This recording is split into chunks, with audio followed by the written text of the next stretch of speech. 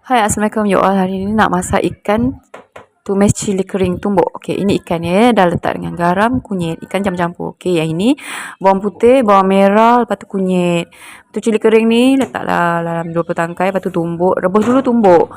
Okey, tumbuk sekali dengan bawang putih, bawang merah. Lepas tu ada kunyit tu.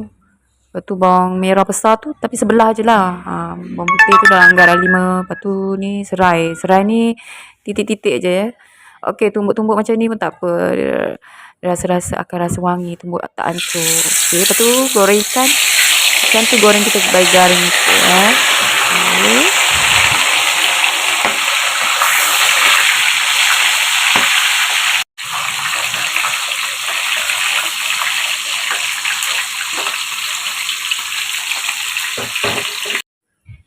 Okey, ikan dah goreng. Lepas tu mulakan menumis cili. Mula letak serai. Kita tumis dulu serai. Masak dulu serai tu bagi wangi sikit. Okey, kemudian barulah masuk cili yang kita tumbuk tadi. Cili ni tumbuk bawang putih, bawang merah. Okey, kita tumis tanpa berbuah air banyak ya. Tumis sampai okey. Masak sampai dia pecah minyak sikit.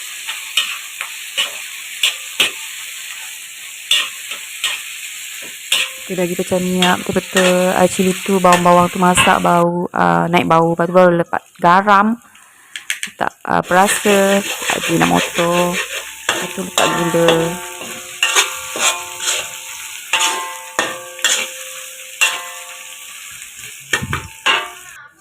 Okey, lepas tu baru letak air asam. Air asam ni dalam 2 sudu je dah, tak payah banyak sangat. Air asam Jawa ya.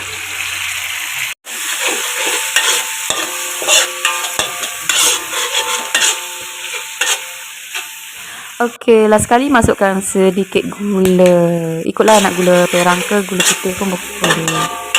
Okey, goreng garing sikit, bagi kering sikit. Okey.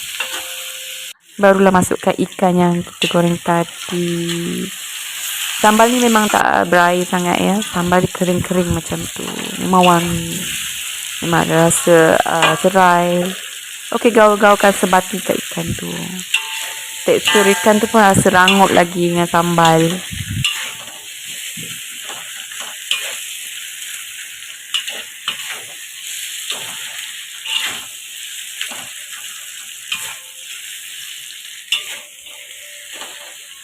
Okey, gaul-gaul dah siap.